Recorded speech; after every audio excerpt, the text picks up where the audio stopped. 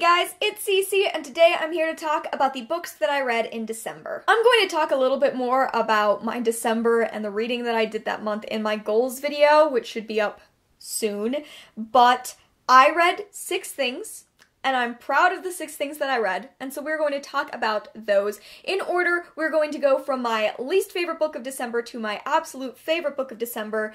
You guys know the drill. It is a wrap-up. Let's get into these mini reviews. So first up, and my least favorite book of December, we have Bittersweet by Miranda Beverly-Whittemore. I talked about this book in my least favorite books of the year video, so clearly it was my least favorite book of December too. Bittersweet is about a girl named Mabel who is a scholarship student at a prestigious East Coast college. Her roommate is super rich and comes from a very, very fancy family, and they don't really get along at first, but then they start to get along, and the rich roommate invites Mabel to spend a summer at her family's, summer home. Once Mabel gets there, she finds friends, she finds a possible boyfriend, and she really starts to feel, for the first time, like she's fitting in somewhere. But as she starts to have these feelings, she's also discovering some secrets about this family that may need to come out, whether or not it puts her position at Bittersweet in jeopardy. This book... So a lot of people say this book is boring, and I see where they're coming from. It is very, very slow to start. It really gets into characters and not a ton happens. But honestly, that was my favorite part of the book. It was everything else that fell apart. After all of these slow build of these various relationships, these eccentric characters, I just kept waiting for there to be much better reveals, and every reveal was worse and more tropey than the last. In my least favorites video, I said if you had ever read a thriller wherein there was a rich family with secrets, you've probably heard every plot twist that's happened in this book. So it's long and character-focused, but once you get to those end moments, I was just rolling my eyes every time a new secret was revealed, and I really didn't care about Mabel as the story went on. I just was kind of more and more indifferent about every character. It felt pointless. That's what it came down to. Once I got to the final page, once I closed the book, I was like, that was pointless. There was no reason for me to read that. I've seen everything done before, and I've seen everything done better. So I gave Bittersweet 2 out of 5 stars. Next up we have The Mysterious Affair at Styles by Agatha Christie. In 2017, I had a goal set for myself that I was going to read at least 2 new-to-me Agatha Christie books. This was the second one, and I mean, mostly, I just want to say that it was good, it was Agatha Christie, but it was ultimately kind of forgettable. This is the very first Poirot story that Agatha Christie ever wrote, so I really wanted to go back to the beginning and discover kind of the origins of this character and how he was introduced. And the mystery of this is that there is a family staying in their estate, and then the matriarch of the family is killed in a locked bedroom in the middle of the night, and so Poirot is called in to solve the mystery. If you've read Agatha Christie before, you pretty much know the quality and standard that she sets. It fits in perfectly well with her other books, although I will say that I knocked this one down to a 3.5, because while it was good, it was just ultimately kind of a forgettable story. And I think that Agatha Christie's other books have remained memorable for me in a way that this one hasn't, so those were all 4-star books, and this one gets a 3.5. Still recommend it, but it's just not quite as strong as some of her other, especially more famous books like And Then There Were None and Murder on the Orient Express. Moving along, we have The Rook by Daniel O'Malley. This was a reread for me. I read it years ago. I don't even remember how long it has been, but you know, this is probably the same copy. This is from the library, and when I read it originally, it was a copy from the library, so just returning to the same book anyway. The Rook is about a woman named Miffany Thomas who wakes up surrounded by dead bodies who are all wearing latex gloves, and she has no memory of who she is. She finds a letter from a woman who claims she is the previous Miffany Thomas. She gives the new Miffany 2 possible options. She can run, never look back, never learn the secrets of what happened, and probably will keep running for the rest of her life, or she can learn as much as possible about the old Miffany's life and try to slip in without anyone noticing that she has no memory of who she is. She decides to go to work the next day, figure out what's going on, and it turns out Miffany Thomas is a Rook, one of the people in charge of the Checquy, which is a supernatural government agency dedicated to saving the people of England from supernatural threats. This is a great book, and it totally held up to a reread. I was worried that younger me had maybe overestimated it, but I don't think think I did. This book perfectly combines the supernatural and the gruesome with the droning, repetitive life of government work. Like, they fight off a supernatural beast and then immediately have to deal with paperwork and the budget, and it's so funny, and it's such a weird book tonally, but it works. I really like Miffany as a character and who she sort of becomes over the course of this book, because at the beginning, she's this blank slate of a person who is slowly trying to learn parts of herself, her life, and kind of construct a personality for herself. I've had people ding me before on the way I pronounce Miffany's name, so I want to say, Miffany is Welsh, but in the book, the character goes out of her way to say that Miffany rhymes with Tiffany, and it does become kind of a joke later when an actual Welsh person is like, that's not how your name is pronounced. But that's how Miffany pronounces it. So this was, like, a delightful reread. It made me laugh out loud multiple times, just like it did the first time. It would make such a great TV show.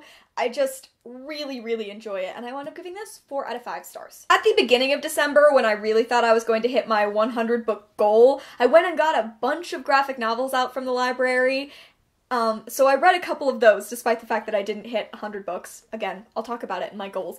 But one of those graphic novels was Goldie Vance Volume 1, which is by Hope Larson, Brittney Williams, and Sarah Stern. This is a trade paperback that is so good, I can't stand it. Goldie Vance is a 16-year-old girl who works at a Florida resort with her dad, and also she's an aspiring detective. The resort does have a current detective named Walter, and Goldie wants to learn from him, maybe eventually take over his role, but when Walter is confronted with a case he can't solve, he pulls in Goldie and she gets really deeply involved in the mystery. This retro, queer, woman of color detective is a delight, and I love her so much. This is the art style. It's really colorful and retro and simple, but like, I love everything about it. This is a Boombox comic, and they are also the people who make Lumberjanes, and I think this falls really well into Lumberjanes, and if you like one, I think you'll like the other. Goldie is scrappy and smart and has a tendency to jump into things without looking, but also cares really deeply about everyone in her life. This book has drag racing and helicopters, and it's just,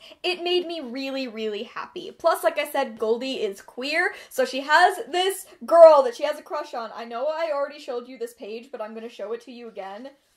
Look at how distinct and nice this is, and how much she has a crush on this girl. I love it. What I'm saying is that I highly recommend Goldie Vance to you. It is a delight. It made me really happy, and I desperately want to read volume 2.